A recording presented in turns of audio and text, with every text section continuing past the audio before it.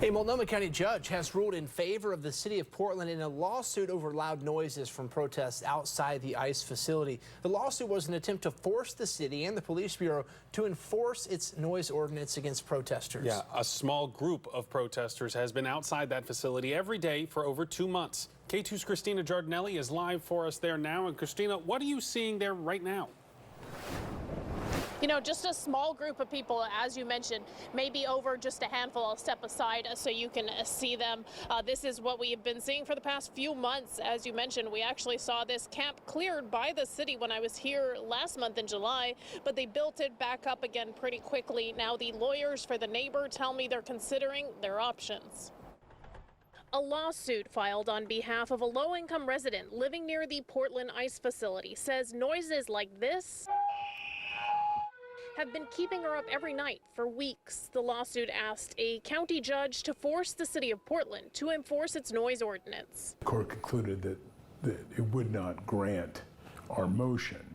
Thomas Rask, one of the lawyers who filed the lawsuit, says the judge felt they had not met the high legal bar that would allow her to compel the city to take action. The court was very sympathetic to what is going on, indicated clearly that the discretion the city is using doesn't appear to be protecting our client and their other residents living nearby, but that we didn't have sufficient legal standing. Rask and his co-counsel, Julie Parrish, tell me they're weighing other options to try and get the city to step in. Parrish tells me she feels the lack of action is political. They do not want to be seen as perceived as coordinating with ICE, but that doesn't mean they can't go, deal with trespass and deal with noise and deal with vehicular noise. She shared this PPB activity log with me that was submitted as evidence in the case. We verified it was submitted through exhibit logs in court documents. In the log from June 24th, Portland police describe a large number of protesters engaging with ICE outside the federal building. At times, the log describes protesters blocking the driveway and throwing canisters of gas that federal agents deployed back at them. At the end of the log, PPB writes, "If it were not ICE, we could assist directly."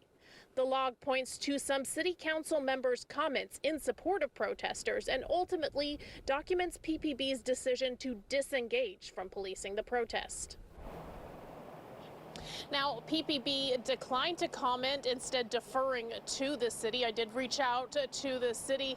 They also declined an interview, but said in a very short written statement that they're grateful for the court's thoughtful consideration. Live in South Portland, Christina Giardinelli, K2 News. All right, Christina, thank you for that update.